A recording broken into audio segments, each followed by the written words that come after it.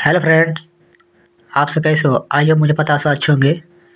चलिए आज किसी वीडियो में लाए हैं डीएलएड सेकेंड सेमेस्टर यानी बीटीसी सेकेंड सेमेस्टर।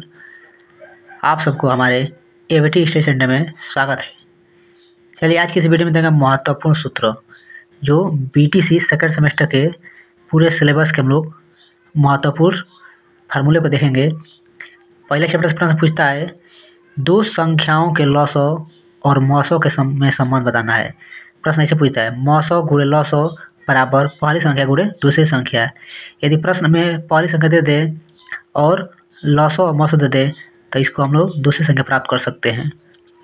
अगला दूसरा करा है परिमेय संख्याओं का लॉसो और मौसो। इसमें से एक प्रश्न आता है यदि परिमेय संख्याओं का लॉसो पूछे तो हम लोग अंश का लॉसो करते हैं और हर का मौसो करते हैं। ऐसे ही परिमेय संख्याओं का मौसो पूछ देता है प्रश्न में तो हम लोग अंश का मौसो करेंगे और हर का लॉसो करेंगे। चलिए आगे देखते हैं। करे अनुवर्ती उत्तरवर्ती या परवर्ती कहे, जब भी अनुवर्ती उत्तरवर्ती या परवर्ती कहे तो उसमें क्या करेंगे एक जोड़ देंगे। क्या करेंगे एक जोड़ देंगे। मान लीजिए कहते हैं 6 का अनुवर्ती ज्ञात कीजिए तो 6 में हम लोग क्या करेंगे एक ऐड करेंगे तो 6 1 7, तो 6 का अनुवर्ती क्या हो गया 7। यदि ऐसे प्रश्न में पूछता है पूर्ववर्ती संख्या, पूर्ववर्ती मतलब क्या करें माइनस एक लिखा गया है। क्या लिखा गया है -1। जैसे कह देगा 8 का पूर्ववर्ती ज्ञात कीजिए तो 8 में से क्या करेंगे एक घटाएंगे। 8 में से गया 7, ये क्या हो गया 8 का पूर्ववर्ती 7, 6 का अनुवर्ती परवर्ती या उत्तरवर्ती क्या हो जाएगा 7 हो जाएगा 6 का, और 8 का पूर्ववर्ती 7 हो जाएगा। अब आता है क्रमागत संख्या। क्रमागत संख्या की बात करेगा तो क्या करेंगे सबसे पहले x मानेंगे और उसके बाद x+1 होता है। उसी प्रकार क्रमागत सम संख्या कहे या क्रमागत विषम संख्या कहे तो हम लोग क्या करेंगे, मान लीजिए क्रमागत पहली संख्या x हो जाएगा और क्रमागत सम संख्या क्या हो जाएगा x+2 हो जाएगा, और क्रमागत विषम संख्या क्या हो जाएगा x+2, ऐसे ही हो जाएगा। आगे का आता है योज्य प्रतिलोम।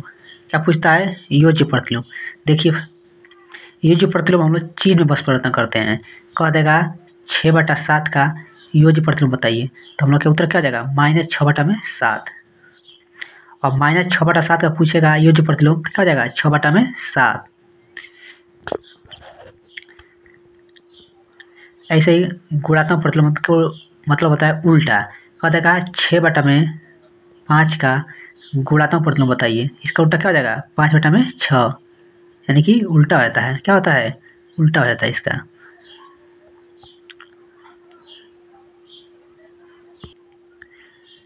चलिए आगे देखेंगे। अब अगला टॉपिक आता है भाज्य। भाज्य बराबर होता है भाजक गुणे भागफल प्लस शेषफल। भाजक किसे बोलते हैं भाज्य भागफल, ये नीचे जो बचता है उसको शेषफल बोलते हैं। अब आगे चलते हैं अगला टॉपिक पर सर्वसमीकाएँ। क्या चलते हैं सर्वसमीकाएँ। इसमें से हर साल एक प्रश्न आता ही आता रहता है। दे देगा जैसे a+b का होल स्क्वायर, इसका सूत्र होता है a² + b² + 2ab। दूसरा a - b का whole square, a² + b² - 2ab। तीसरा का आता है a + b का होल क्यूब तो a³ + b³ + 3ab, एक क्वेश्चन होता है a + b। अगला a - का b³ तो a³ - b³ - 3ab और a - b होता है। अगला कर रहा है a + b + c का होल स्क्वायर तो a² + b² + c² + 2ab + 2bc + 2ca होता है। अगला कहता है a³ + b³ बराबर a² + b² - ab, और एक क्वेश्चन होता है a + b। ऐसे ही a³ - b का होता है a² + b² + ab, एक क्वेश्चन होता है a - b। एक होता है आपका a² - b² बराबर होता है a + b, एक कोष्टक में a - b। चलिए नेक्स्ट हम लोग देखेंगे अगला टॉपिक इकाई का मात्रक यूनिट। कर लंबाई। लंबाई सेंटीमीटर को हम लोग cm से या सेंटीमीटर में प्रदर्शित करते हैं, मीटर को m से इससे। हम जानते हैं कि 1 मीटर बराबर 100 सेंटीमीटर होता है। और देखें क्षेत्रफल सेंटीमीटर गुणे सेंटीमीटर बराबर वर्ग सेंटीमीटर, जिसको इससे प्रदर्शित करते हैं cm² से। और मीटर गुणे मीटर स्क्वायर माने कि मीटर से मीटर में गुणा करना क्या मीटर स्क्वायर, यानी वर्ग मीटर भी बोलते हैं इसको। देखिए ये ध्यान देने की बातें हैं। 1 वर्ग मीटर बराबर 10,000 वर्ग सेंटीमीटर होता है। अगला देखें आयतन। आयतन होता है सेंटीमीटर गुणे सेंटीमीटर बराबर घन सेंटीमीटर, जिसको हम लोग cm³ से प्रदर्शित करते हैं। और मीटर गुणे मीटर बराबर घन मीटर, जिसे m³ से प्रदर्शित करते हैं। ये मात्रक हैं। अब आता है धारिता। 1 घन सेंटीमीटर बराबर होता है 1/1000 लीटर, और 1 लीटर बराबर होता है 1000 घन सेंटीमीटर, और 1 घन मीटर बराबर होता है आपका 1000 लीटर। अगला टॉपिक आता है हम लोग का गति या चाल, स्पीड। कह रहा है चाल का मात्रक दूरी बटा में समय। चाल का मात्रक दूरी बटा में समय। दूरी का मात्रक होता है आपका किलोमीटर, और समय का मात्रक सेकंड होता है। जब भी हम लोग मीटर प्रति सेकंड से किलोमीटर घंटा में बदलते हैं तो हम लोग 18/5 गुणा करते हैं, और किलोमीटर घंटा से मीटर प्रति सेकंड में चेंज करना हो तो हम लोग 5/18 से गुणा करते हैं। नेक्स्ट आता है माध्यिका। इसमें से एक प्रश्न आता है माध्यिका से। माध्यिका कह रहा है दिए गए मान विषम हो तो, यानी जब हम लोग पदों के मान गिनेंगे, यदि सम होगा या विषम होगा तो उसके लिए, यदि गिनने पर क्या होगा, काउंटिंग करने पर न विषम आ जाए, विषम संख्या कोई भी, तो उसके लिए होगा n+1/2 पद। और सम हो तो उसके लिए 1/2 n/2 पद प्लस n/2 + 1 पद। जैसे मान दे देगा 1, 5, 6, 4 पूछ देगा, इसका हम लोग माध्यिका निकालना है। तो पहले इसको हम लोग आरोही क्रम में करेंगे। क्या करेंगे, आरोही क्रम में। तो 1 आरोही क्रम क्या होता है, बढ़ते क्रम में। तो 1, 5, 1, 4, 5, 5 और 6। देखिए 1, 2, 3, 4, 5, ये 5 पद है। 5 क्या है, 5 जो इसमें क्या आ जाएगा, 5 विषम आ जाएगा। तो विषम के लिए क्या होता है, n+1/2 पद। तो 5 + 1/2 पद।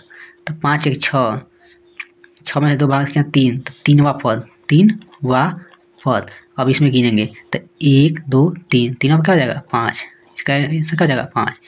इसी प्रकार हम लोग यदि सम संख्या आ जाए तो 1/2 n/2 पद प्लस n/2 + 1 पद से लगाएंगे हम लोग। चलिए नेक्स्ट समानुपात से आता है a अनुपात b समानुपात c अनुपात d। तो देखिए इसका बाह्य पद गुणनफल बराबर मध्य पद गुणनफल करते हैं। इसका ऐसे दे देगा 6, 3 x 5 निकालना होगा। तो क्या करेंगे, इसका इसमें गुणा करेंगे और बाह्य पद गुणनफल बराबर मध्य पद गुणनफल से निकाल लेंगे हम लोग।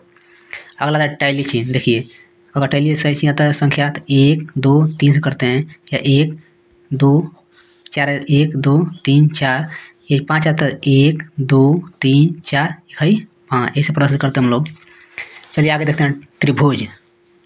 बहुत मोस्ट इम्पोर्टेंट, इसमें से हर साल एक क्वेश्चन आना ही आना है।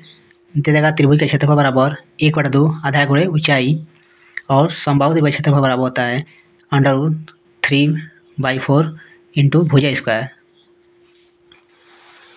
अब आते हैं आयत। आयत का परिमाण होता है 2 लंबाई प्लस चौड़ाई, और आयत का क्षेत्रफल होता है लंबाई गुणे चौड़ाई, और आयत का विकर्ण होता है √ लंबाई स्क्वायर प्लस ऊंचाई, इसको बोलते हैं ऊंचाई, ठीक, चौड़ाई स्क्वायर। आयत का विकर्ण l² प्लस b², लंबाई और चौड़ाई इसका होता है। आगे देखेंगे हम लोग। आगे का वर्ग स्क्वायर।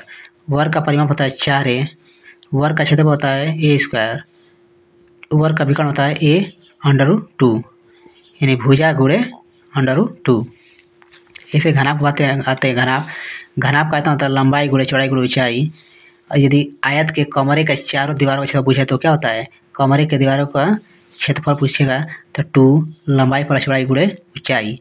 ये आयत के कमरे के चारों दीवारों का क्षेत्रफल है। इसमें से हर साल एक प्रश्न आना ही आना है। अगला आता है घन। घन का आयतन होता है भुजा की, यानी कि a³।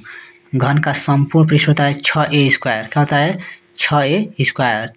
घन का विकर्ण होता है कर्ण में 3, यानी कर्ण में 3 गुणे भुजा, यानी कि भुजा गुणे √3। अगला आता है घनाभ। घनाभ के सभी पृष्ठों का क्षेत्रफल पूछेगा तो 2 लंबाई प्लस चौड़ाई प्लस चौड़ाई गुणे ऊंचाई प्लस ऊंचाई गुणे चौड़ाई। ये घनाभ के सभी पृष्ठों का क्षेत्रफल है। अगला टॉपिक आता है हम लोग का त्रिभुज में सर्वनाशता की शर्तें। आगे देखिए, इसे पूछता है त्रिभुज में सर्वनाशता की शर्तें बताइए। तो इसमें होता है भुजा कोण भुजा होता है, दूसरा होता है शर्त कोण भुजा कोण होता है, तीसरा होता है शर्त भुजा भुजा भुजा होता है। यदि प्रश्न पूछ देता है यदि एक त्रिभुज का क्षेत्रफल 36 मीटर और ऊंचाई 12 मीटर हो तो आधार ज्ञात कीजिए। तो इसका सूत्र होता है त्रिभुज का क्षेत्रफल बराबर होता है 1/2 आधार गुणे ऊंचाई। तो त्रिभुज का क्षेत्रफल दिया है 36 मीटर बराबर 1/2 आधार का मान पूछ रहा है, ऊंचाई का मान दिया है, ऊंचाई में क्या दिया है 12 मीटर दिया है। तो 36 बराबर 1/2 आधार गुणे 1/2 आधार गुणे ऊंचाई, ऊंचाई का मान 12। तो 6 से 2 6 के 12 कट गया 6 और 6 6 36, जब आधा क्या आ जाएगा आधा 6 मीटर। आइए मुझे आप सबको वीडियो अच्छा लगा होगा। अभी तो हमारे चैनल पर नया है तो हमारे चैनल को लाइक सब्सक्राइब शेयर कीजिए और इस वीडियो को ज़्यादा से ज़्यादा क्या कीजिए शेयर कीजिए ताकि आप तक वीडियो अच्छा सा पहुँचता रहे। जय हिंद दोस्तों।